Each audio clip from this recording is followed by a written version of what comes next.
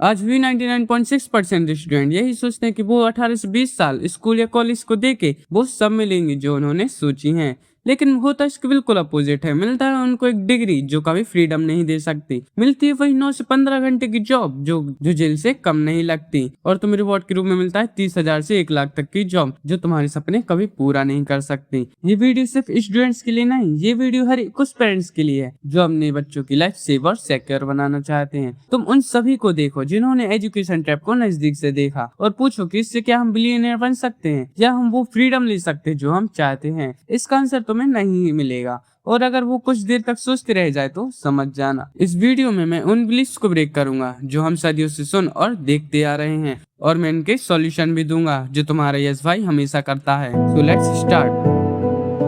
आज मैंने फिर से सर के मुंह से सुना कि 9th से 11th क्लास वो पार्ट होता है जहां हम करियर चुनते हैं, डिग्री लेके जॉब और फिर पैसा ही पैसा। बट इन 4 चीजों से यहीं पे ट्रैप शुरू हो जाता है। पहला, मार्क्स, जहां पर हमारे पेरेंट्स और टीचर फोर्स करते हैं अच्छे मार्क्स लाने के लिए, और सेंचुरी से हमारा माइंडसेट सिर्फ मार्क्स पे ही अटका दिया गया है, ना कि स्किल्स और एबिलिटीज के ऊपर। Second, career. हमारे एजुकेशन सिस्टम में 12 साल स्कूल करने के बाद अचानक से प्रेशर दिया जाता है कि 11th में कौन सा सब्जेक्ट लोगे, जहाँ पर हमारे पेरेंट्स और टीचर का प्रेशर होता है कि ये सब्जेक्ट लो, और लिमिटेड इन्फॉर्मेशन दी जाती है जिससे हम प्रेशर में आके गलत सब्जेक्ट ले लेते हैं और फिर बाद में रिग्रेट करते हैं, क्योंकि सबके इंटरेस्ट अलग होते हैं, सब लोग यूनिक होते हैं और सबकी क्वालिटीज अलग होती हैं। Third, job. हमारे एजुकेशन सिस्टम में करियर के नाम पे लिमिटेशन लगा दी है, जैसे नीट, जेई, सीए और टीचर जैसी फील्डों को इंट्रोड्यूस करके। आज का एनवायरनमेंट बहुत ज्यादा चेंज है। बड़ी बड़ी कंपनियां एआई, कोडिंग, मशीन लर्निंग और कंटेंट क्रिएशन जैसी स्किल्स चाहते हैं। मैं ये नहीं बोल रहा कि तुम अपने सपने चेंज करो। जैसे कुछ के सपने होते हैं कि स्टूडेंट्स को पढ़ाना,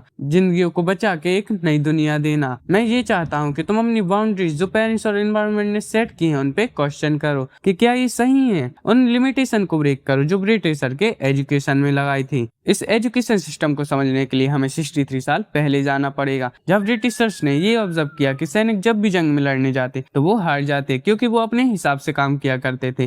तो ब्रिटिशर्स ने सोचा कि उनको कुछ ऐसे सिस्टम में फंसा देना चाहिए जिसमें वो सिर्फ हमारे हिसाब से काम करें और कुछ सोच ना पाए। और हुआ भी ऐसा ही। जन्म से ही 6 साल की ट्रेनिंग दी जाने लग गई और धीरे धीरे करके उनका माइंडसेट ही चेंज कर दिया, जिसमें इंडियन की पॉपुलेशन बहुत ज्यादा होती थी। धीरे धीरे इंडियन ब्रिटिशर्स का काम करना अपना गर्व समझने लग गए, और यही सिस्टम आज एजुकेशन सिस्टम बन के हमारे सामने खड़ा है, जहां हमारे कोर्स को शुरुआत से ही खींचा जाता है। जैसे कोई काम अगर 3 महीने में हो सकता था, वही काम हमें 1 साल में करवाया जाता था, जिससे आज हम बहुत से काम जल्दी नहीं कर पाते और सोचते सोचते हमें टाइम लग जाता है। फर्दर हम लिमिटेशन लगा देते हैं। इस सिस्टम में हमें ग्रेजुएशन तो मिलती है लेकिन जॉब नहीं, क्योंकि हमारा कोर्स ही अपडेट नहीं हो पाता। जहाँ एआई, स्किल्स, क्रिएटिविटी का जमाना है, वहाँ पर ये 50 साल पुराना ज्ञान पी रहे हैं। फिर मैंने थोड़ी और रिसर्च की कि इंडियन एजुकेशन सिस्टम में और फॉरेन एजुकेशन सिस्टम में क्या डिफरेंस है, जिससे उनका परफॉर्मेंस इतना अच्छा और उनकी कंट्री इतनी एडवांस क्यों रहती है। और मैंने 5 से 6 बड़ी रीजंस को फाइंड किया। इंडिया में फोकस किया जाता है मार्क्स और एग्जाम पे, फॉरेन में फोकस किया जाता है अंडरस्टैंडिंग और प्रैक्टिकल अप्लाइंग कॉन्सेप्ट्स पे किया जाता है। सेकंड, यहाँ रट्टाफिकेशन पे ध्यान दिया जाता है और यहाँ पे क्रिटिकल थिंकिंग पे और प्रॉब्लम सॉल्विंग पे।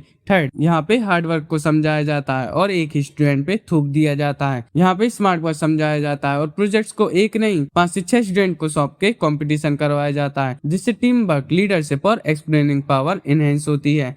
फोर्थ, यहाँ पर 10th क्लास में करियर ऑप्शन के नाम पे 5 से 6 चीजों को इंट्रोड्यूस किया जाता है और लिमिटेड इन्फॉर्मेशन देके छोड़ दिया जाता है। और यहाँ पर 2nd से 5th क्लास से ही करियर ऑप्शन समझाना शुरू हो जाते हैं। इससे वो अच्छे से एनालाइज कर पाते हैं और एक अच्छा डिसीजन ले पाते हैं। 5th, यहाँ पर मिस्टेक पे पेनल्टी दी जाती है और यहाँ पर मिस्टेक को लर्निंग समझा जाता है, जिससे वो दोबारा मिस्टेक नहीं करते और इम्प्रूव करते हैं। फिर इंट्रोड्यूस होती है कोचिंग, जो कि डिपेंडेंसी, टाइम वेस्ट और लिमिटेशन की जड़ है। जो तुम्हें स्कूल में पढ़ाया जाता है वही तुम्हें कोचिंग में भी पढ़ाया जाता है। फिर तुम सेल्फ स्टडी करते हो जो अप्रोक्सीमेटली 15 घंटे इजिली कंज्यूम कर लेते हैं। मुझे तो ये समझ में नहीं आता कि कोचिंग में ऐसा है क्या जिससे पेरेंट्स इतने प्रभावित होते हैं। अगर हम नर्सरी से ही ट्यूशन पढ़ने जाएंगे तो हम फिर डिपेंडेंट हो जाएंगे, और अगर हम एक बार डिपेंडेंट हुए तो हम कुछ इजीली कर नहीं पाएंगे। बट जेईई नीट जैसे कॉम्पिटिटिव एग्जाम में सेल्फ स्टडी बहुत ज्यादा मैटर करती है, और अगर तुम बिजनेस में इन्वॉल्व हो तो उसके लिए मार्केटिंग को एनालाइज करना बहुत ज्यादा इंपॉर्टेंट होता है।